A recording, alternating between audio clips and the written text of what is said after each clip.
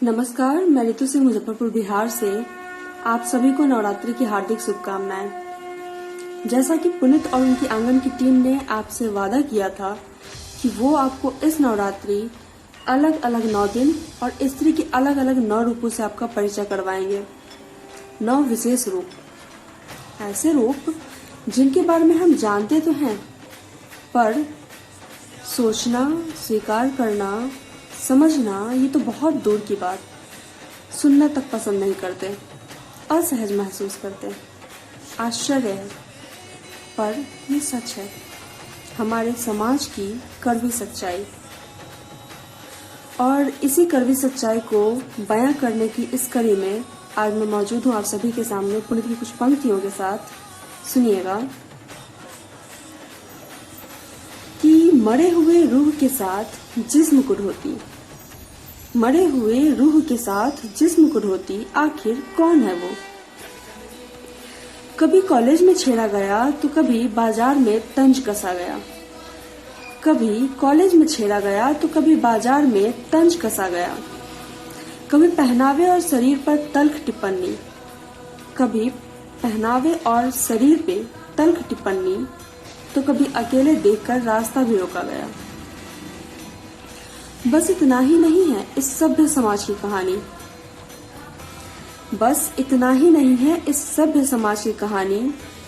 शरीफों की बस्ती से दूर इन्हें एक और बस्ती है बसानी। दिन में तो उस बस्ती का नाम तक नहीं लेंगे, दिन में तो उस बस्ती का नाम तक नहीं लेंगे। अंधेरे में दबे पांव चले जाते हैं, अपनी शराफत की सारी थकान किसी की मजबूरी से मिटाते हैं।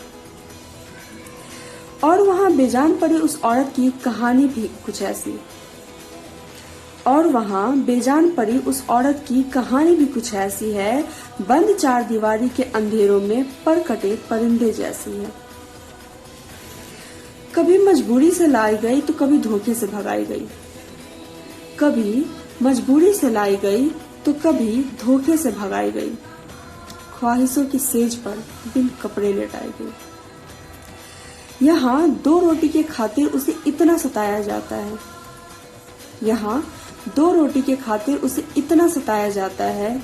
कभी जिस्म के बाजार में परोसा जाता है तो कभी महफिलों में नचाया जाता है। इस मजबूरी को ही उसने अब अपना धर्म बना लिया है, इस मजबूरी को ही उसने अब अपना धर्म बना लिया है। जिस्म भरोसे को ही अब अपना कर्म बना लिया है।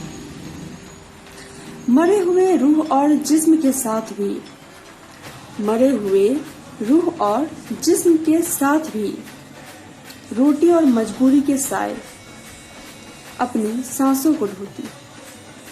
कौन है वो? आखिर कौन है वो?